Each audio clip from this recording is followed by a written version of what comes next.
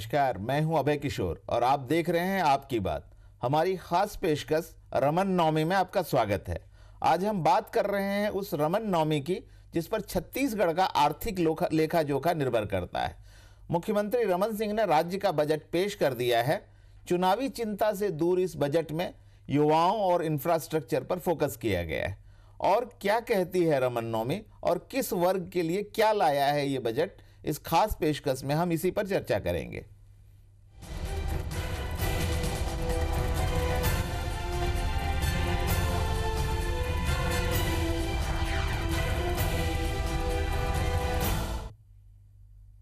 न बहुत बड़े प्रावधान और न ही लुभावनी योजनाएं। चुनावी चिंता से दूर इस बार के बजट में रमन सिंह ने युवाओं और शहरों के विकास पर भरपूर ध्यान दिया है और उनका उसी पर फोकस है। बजट में किसानों के बोनस को लेकर साधी गई चुप्पी ने जरूर विपक्ष को सरकार पर हमला बोलने का मौका मुहैया करा दिया।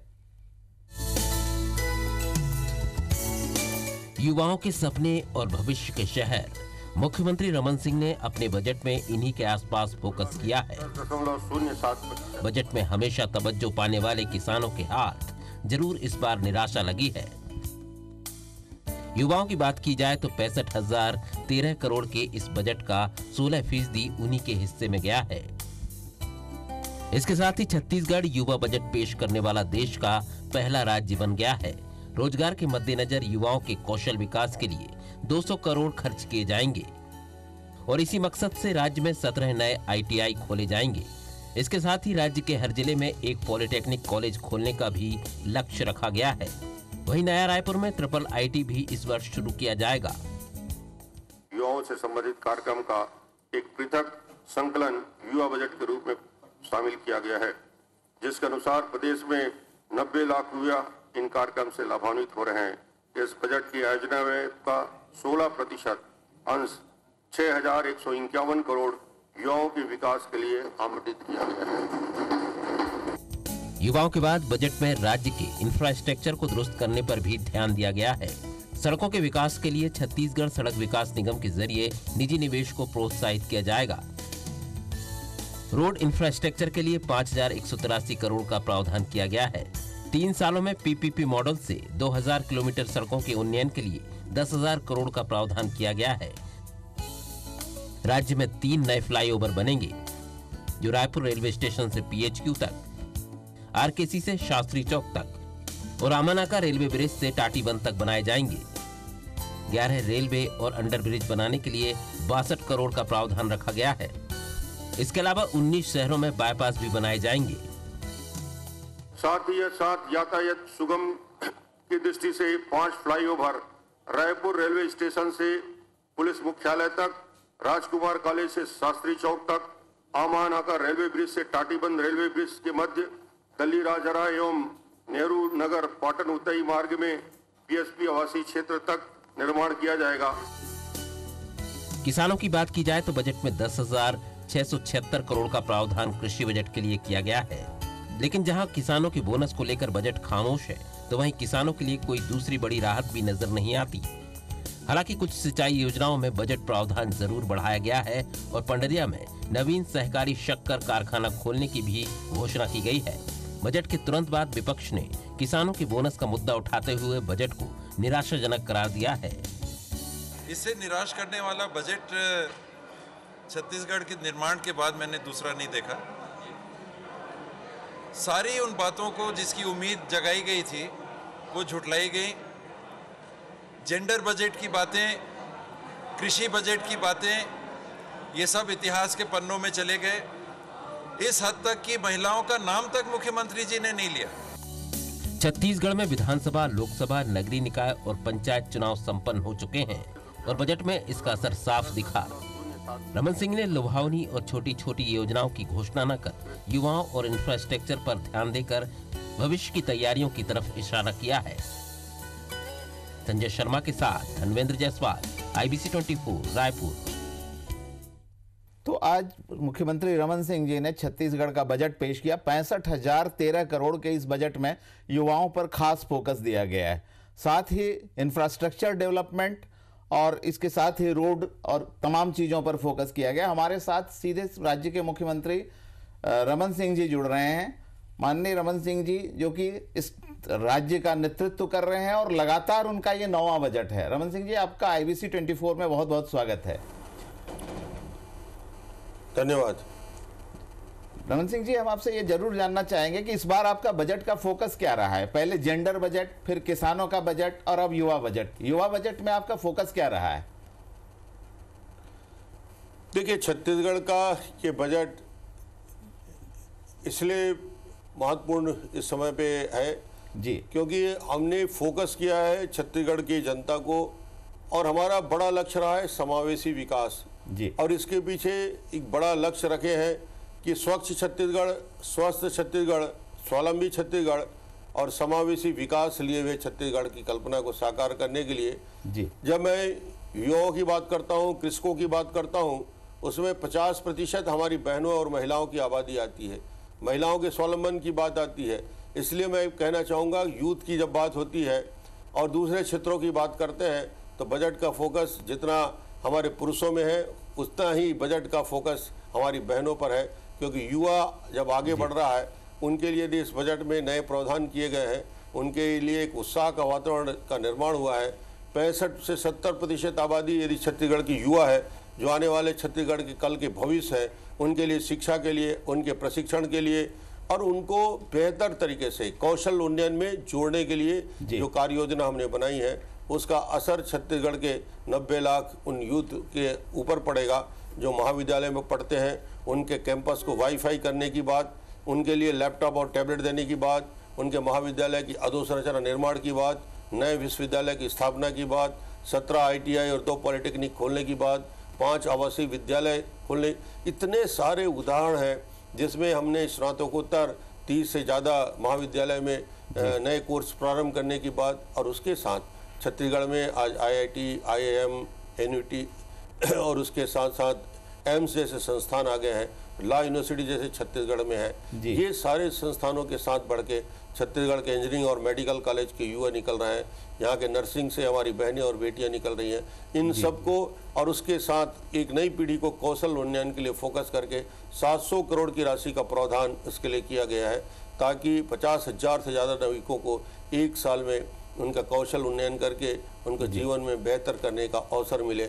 इस प्रकार हमने फोकस किया है उस पीढ़ी को, और उसके साथ ही साथ बड़ा हमारा हिस्सा कृषि में रहा है, 10,000 करोड़ से ज़्यादा की लागत का, जिसमें हमने पंप से लेकर उनके लिए सिंचाई में 1,300 करोड़ से ज़्यादा की राशि उनके पंप के सब्सिडी के लिए किया है, 7,500 यूनिट तक, नए पंप कनेक्शन के लिए 180 करोड़ का, स्प्रिंकलर के लिए, ड्रिप के लिए, और उसके साथ साथ एग्रीकल्चर सेक्टर में ग्रोथ हो उसके लिए हमने सिंचाई के संसाधन विकसित रमन सिंह जी, युवाओं पर जो फोकस आपका रहा है, जिसमें आपने कौशल उन्नयन की बात की, ये बड़ा स्वागत योग्य कदम है कि जो 17 नए IIT बनाने की बात की जा रही है, ITI बनाने की बात की जा रही है, उसमें 11 नक्सली प्रभावित इलाके में हैं। जो कटे कल्याण है या उस तरह के जो पुराने इलाके, ऐसे इलाके हैं जो कोर एरिया में है नक्सल में, वहाँ आप युवाओं को रोजगार देने की बात कर रहे हैं, उनको कौशल उन्नयन की बात कर रहे हैं। लेकिन यहाँ एक समस्या जो बार बार देखी गई है कि ऐसे ITI में अमूमन शिक्षकों की कमी होती है, उसे कैसे निपटेंगे आप? हमने उस खास तौर से बस्तर और सरगुजा के दूरस्थ अंचल में एक बड़ा टारगेट बनाया है कि सभी विकासखंड में हमारे ITI हो जाएं। इस साल हमने 17 लिया है, अगले साल पूरे छत्तीसगढ़ के सभी हमारे विकासखंड मुख्यालय इसमें कवर हो जाएंगे। दूसरी बात है कि हम फैकल्टी कहाँ से लाएंगे। मुझे लगता है कि छत्तीसगढ़ में जो उपलब्ध हमारे पास लोग हैं उसके अतिरिक्त हमने कोशिश किया है कि स्टेट के बाहर के लोग भी ऐसे फैकल्टी हम लाने का प्रयास करेंगे। दूरस्थ अंचल में बस्तर और सरगुजा में भी हमारी कोशिश हो गई, और छत्तीसगढ़ में भी बहुत सारे युवा अब निकल रहे हैं। इतने सारे इंजीनियरिंग कॉलेज हमारे हो गए, इतने सारे संस्थान हो गए कि अब हमारे पास इन क्षेत्रों में युवकों की कमी नहीं होगी जो उनके साथ भिड़ के कौशल उन्नयन के और बाकी कामों में काम न कर सके। ITI के लिए भी हमारे पास फैकल्टी उपलब्ध होगी, और इसलिए हमने ऐसे संस्थाओं को बुलाया है। नए पॉलिटेक्निक भी हमने खोलने की शुरुआत की है। तो बड़ा लक्ष्य है छत्तीसगढ़ का समावेशी विकास, सभी क्षेत्रों में समान विकास रायपुर दुर्ग भिलाई में ना दिखे, विकास की किरण बस्तर से बलरामपुर से हम शुरू करते हैं और वो बीजापुर तक जाना चाहिए। ये बड़ा लक्ष्य लेके हम काम। ये बड़ा लक्ष्य है सरकार का। रमन सिंह जी, आप खुद भी बहुत चिंतित रहे हैं। जो युवा टेक्निकली ट्रेंड हो रहे हैं, जो इंजीनियरिंग के छात्र हैं, जो मेडिकल के छात्र हैं, एमबीए कर रहे हैं, इनके रोजगार की एक बड़ी समस्या है। आईटीआई ग्रामीण इलाकों के युवाओं के लिए या कस्बाई युवाओं के लिए तो रोजगार उपलब्ध करा देगी, लेकिन इंजीनियरिंग कॉलेजेस, एमबीए किए हुए छात्र, इनको राज्य से बाहर जाना पड़ता है। आपने समय समय पर खुद भी इसके बारे में चिंता प्रकट की है। इसके लिए सरकार की कोई कार्य योजना? देखिए, हमने दोनों क्षेत्रों में काम किया। हमने छोटे, लघु और मध्यम उद्योग को बढ़ावा देने का काम किया है। आईटी और इलेक्ट्रॉनिक्स के सेक्टर में, आईटीज के सेक्टर में हमने नई कार्य योजना बनाई है। इंडस्ट्रियल क्लस्टर का निर्माण हुआ है। लघु, मध्यम और छोटे उद्योगों के लिए नई उद्योग नीति बनाई है और ऐसे क्लस्टर में उन लोगों को बेहतर फैसिलिटी देने का काम किया है। तो मुझे लगता है कि कृषि के क्षेत्र में, शिक्षा के क्षेत्र में और उद्योग के क्षेत्र में यदि ग्रोथ होता है, जीडीपी का ग्रोथ होता है, तो मुझे उम्मीद है कि रोजगार के नए अवसर का सृजन होगा। हमने कोर सेक्टर में बहुत काम किया, स्टील पे, सीमेंट पे, पावर पे हो चुका है। अब नॉन कोर सेक्टर में हम नॉन पॉल्यूटिंग इंडस्ट्री पे फोकस कर रहे हैं और ये हमारी नीति जो पिछले साल, इस साल हमने 2014 से 19 तक की लाई है, उस नीति को यदि कोई देखेगा तो वो छोटे, मध्यम और हमारे मंझले जो उद्योग हैं उनके लिए एक नया वातावरण का निर्माण होगा, जिसमें इन युवकों को ज़्यादा से ज़्यादा रोजगार के अवसर मिले। ये हमारा प्रयास होगा। जी रमन सिंह जी, कृषि पर आपने काफी बड़ा बजट दिया है। 26% की बढ़ोतरी की गई। 10,000 करोड़ का बजट कृषि और अलाइड एक्टिविटीज के लिए है, जिसमें पशुपालन भी है, मछली पालन भी है, बागवानी भी है, तमाम चीजें। जो फूड प्रोसेसिंग इंडस्ट्री की बात अक्सर आती है, छत्तीसगढ़ में बहुत सारा ऐसी उपज है जिसकी प्रोसेसिंग होनी चाहिए, अदरवाइज उसका लोकली उपयोग नहीं हो पाता और किसानों को उनका मनमाफिक दाम नहीं मिल पाता। जैसे पत्थरगांव में टमाटर प्रोसेसिंग यूनिट की चर्चा होती रही है। इस बार केवल धमतरी में एक यूनिट की बात की गई है। कुछ और जगहों पर ऐसी योजनाएं हैं क्या सरकार की? जी हाँ, बिल्कुल आपने सही प्रश्न किया। दो हमारे ऐसे क्लस्टर गवर्नमेंट ऑफ इंडिया के साथ मिलके 200-250 करोड़ की लागत के ये फूड प्रोसेसिंग जोन के रूप में आइडेंटिफाई हुए हैं, एमओयू हुए हैं और काम आगे बढ़ा है। तो गवर्नमेंट ऑफ इंडिया के और स्टेट गवर्नमेंट के साथ हमने पीपीपी मॉडल में 2 बड़े जोन की स्थापना छत्तीसगढ़ में हो रही है। तीसरा स्टेट की तरफ से हमने प्रस्ताव किया है।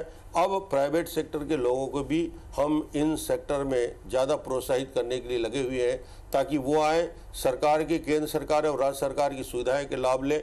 और छत्तीसगढ़ में जो बड़ी संभावना है एग्रीकल्चर सेक्टर में, फूड प्रोसेसिंग के सेक्टर में, एग्रोबेस इंडस्ट्री के सेक्टर में, उसमें ज़्यादा से ज़्यादा भागीदारी हो।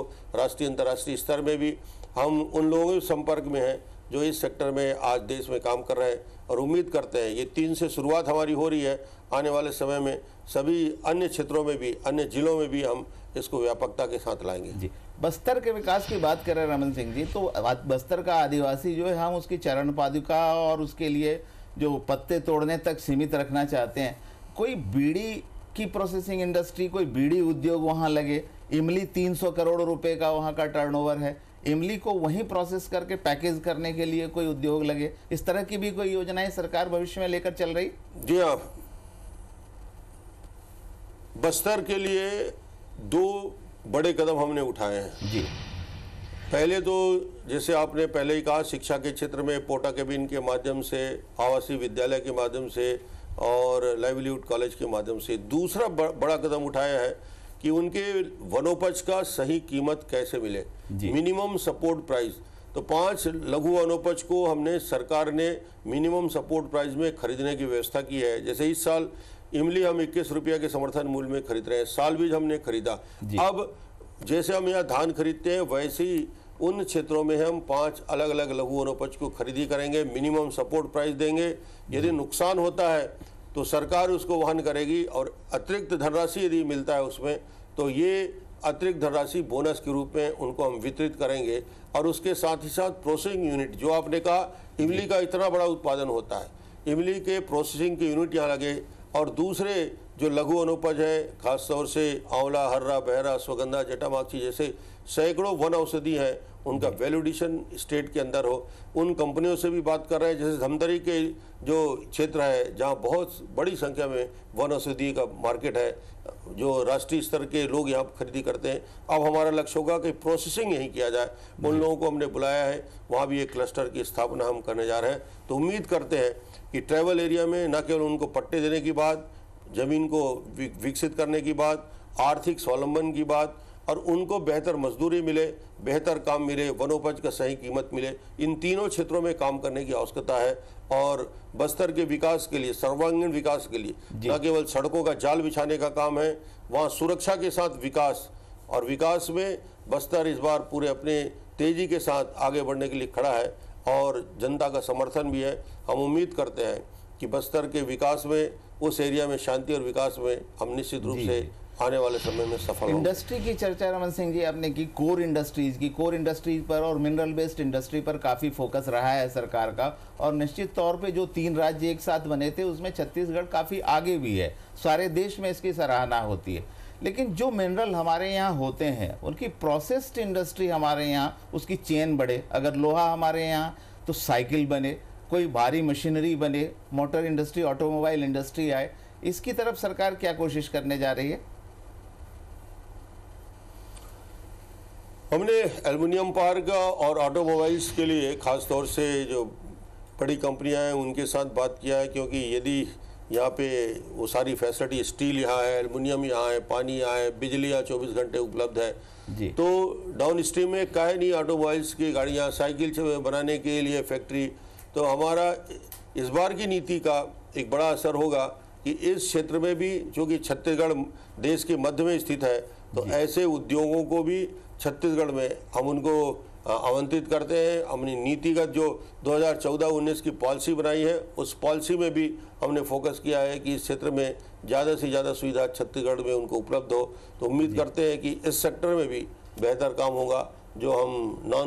जो पॉलिटिंग इंडस्ट्री है उस सेक्टर में ज़्यादा लोग आएंगे, आईटी और आईटीज में आएंगे, इलेक्ट्रॉनिक्स में आएंगे, फूड प्रोसेसिंग में आएंगे। ये बड़ा क्षेत्र विकास के नए संभावनाओं को दरवाज़ा खोलता है। और ये इस बार की जो हमारी उद्योग नीति है 2014, 15, 19, इसमें इसका हमने पूरी इस पॉलिसी में इसको समाहित किया है। रमन सिंह जी, एक सराहनीय बजट आपने पेश किया, लेकिन किसी भी वर्ग के सभी को खुश नहीं किया जा सकता। कुछ छोटी शिकायतें रह गई हैं, जैसे किसानों को धान के बोनस की बात रही, इसी तरह महिलाओं को लगता है कि उनके लिए काफ़ी कुछ नहीं किया गया। प्रोफेशनल्स और कर्मचारी वर्ग को भी कुछ बहुत सारी अपेक्षाएं थीं, इसके बारे में कुछ कहना चाहेंगे आप?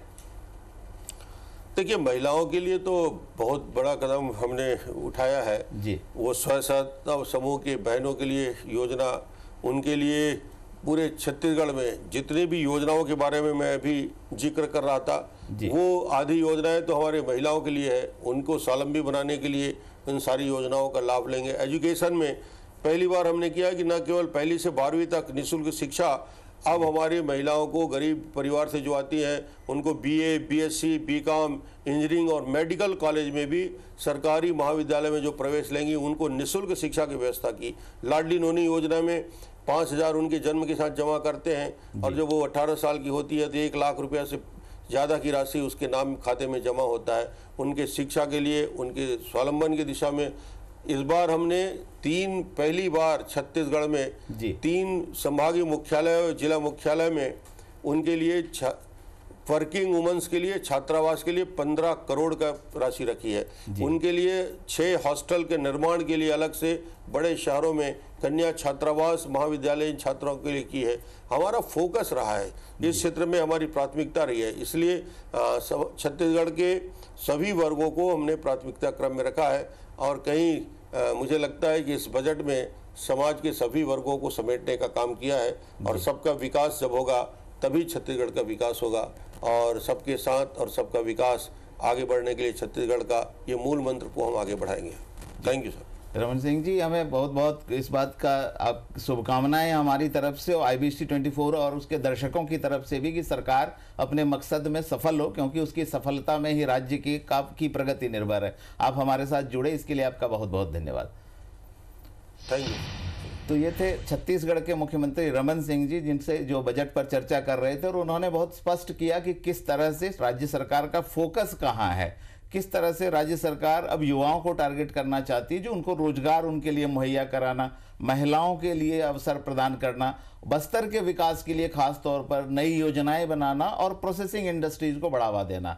तो ये कुछ ऐसी कोर एरियाज हैं जिन पर हम चर्चा आगे भी करते रहेंगे। हमारे साथ मेहमानों का एक बड़ा पैनल मौजूद है, उनसे हम चर्चा करेंगे, लेकिन अभी लेते हैं एक छोटा सा ब्रेक।